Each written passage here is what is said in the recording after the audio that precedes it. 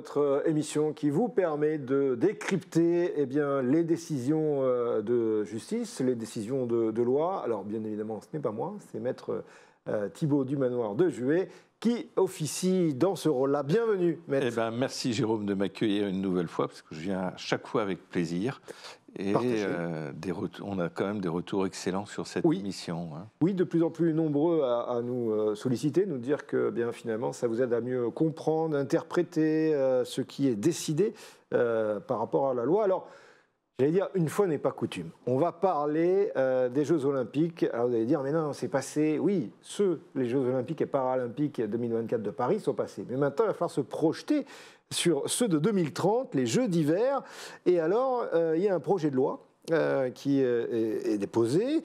J'ai envie de vous demander, cette loi JO 2030, c'est quoi d'abord ce projet de loi autour des Jeux d'hiver? Alors, il y a un projet de loi qui comprend plusieurs dizaines d'articles. Alors moi, je vais me limiter mon intervention aux 5-6 articles qui concernent la sécurité privée.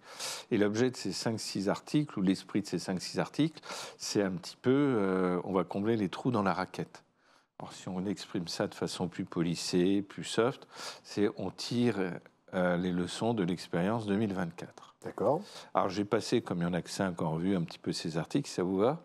Très bien, au contraire. Première partie, c'est une autorisation pour les agents privés de sécurité privée de procéder à l'inspection visuelle des voitures et de vérifier le coffre avec le consentement des propriétaires. Puis si le propriétaire n'est pas d'accord, il n'a pas le droit de rentrer sur les 2 lieux visés, grand événement ou grand rassemblement. D'accord. Et dans le projet de loi, on a un projet de loi donc d'origine gouvernementale, ce qui veut dire que le Conseil d'État donne son avis dessus, et on a un avis très construit, qui est bâti toujours de la même façon, un état des lieux, le cadre constitutionnel et le cadre international. Le cadre international, c'est essentiellement les textes européens et la Convention européenne des droits de l'homme. Et sur ce premier article, le Conseil d'État dit que ça ne devrait pas poser de problème. C'est limité dans l'espace, c'est limité dans le temps, les pouvoirs sont limités. OK. Et on va passer à l'article 32 de la loi, qui est un point qui n'avait pas du tout été abordé en 2024.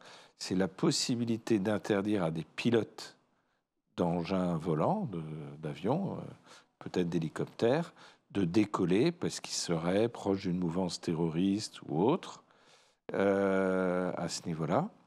Et c'est une bonne mesure parce qu'on veut éviter la réitération d'un septembre 2021 comme on a connu.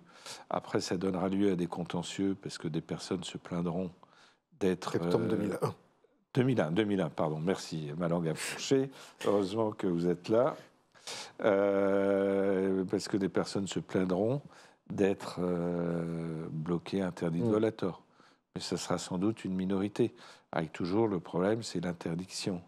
Aura lieu le jour X, et puis le temps qu'elle soit levée, l'événement sera produit, donc il n'y aura plus d'intérêt de faire du contentieux. Mais on le voit souvent dans ce type de dossier. C'est comme il y a des assignations à résidence, c'est à peu près le même esprit. Parce que c'est, encore une fois, on est sur un événement, on rappelle les Jeux d'hiver 2030, voilà. International. Comme ça.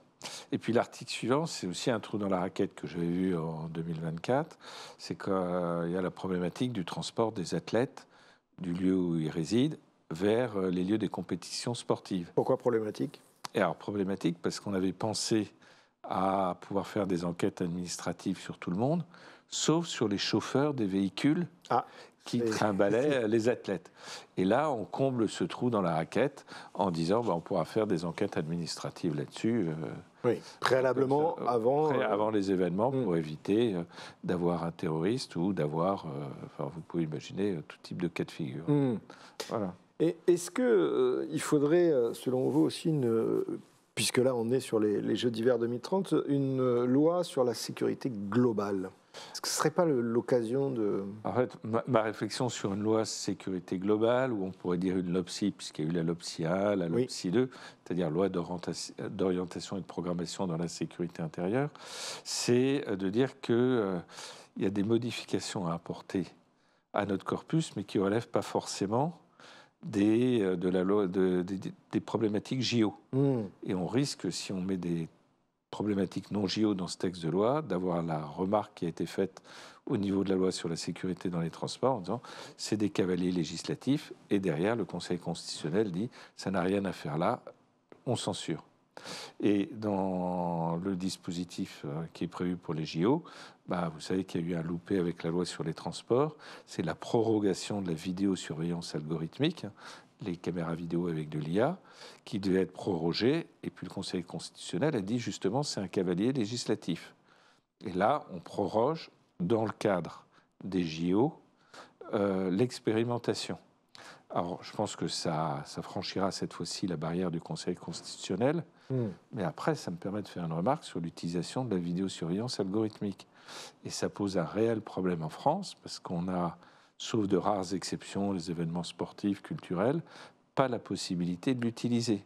Le fait que ça soit à titre expérimental, est-ce que ça sera interdit demain ou est-ce que ça sera développé, ça pose quand même d'énormes problèmes, parce qu'aucun industriel ne veut investir et développer des systèmes français de vidéosurveillance algorithmique. Et il y a déjà des sociétés françaises qui sont spécialisées dans le domaine, qui ont déposé leur bilan, puis d'autres qui vont à l'étranger pour continuer à exister. Et il faudra adopter un cadre un peu plus vaste. Et du coup, on sortirait de la loi JO, et à ce moment-là, ce serait le cadre d'une loi sur la sécurité globale, comme vous venez de l'évoquer. Merci pour ces précisions. Juste le projet de loi déposé, il sera... Alors, il est, a priori, il est soumis au Sénat le 24 juin 2025. Bon. J'ai fait attention à la date cette fois-ci. Et donc, il sera adopté par la procédure accélérée, ce qui veut dire une seule lecture du Sénat, une seule lecture de l'Assemblée nationale.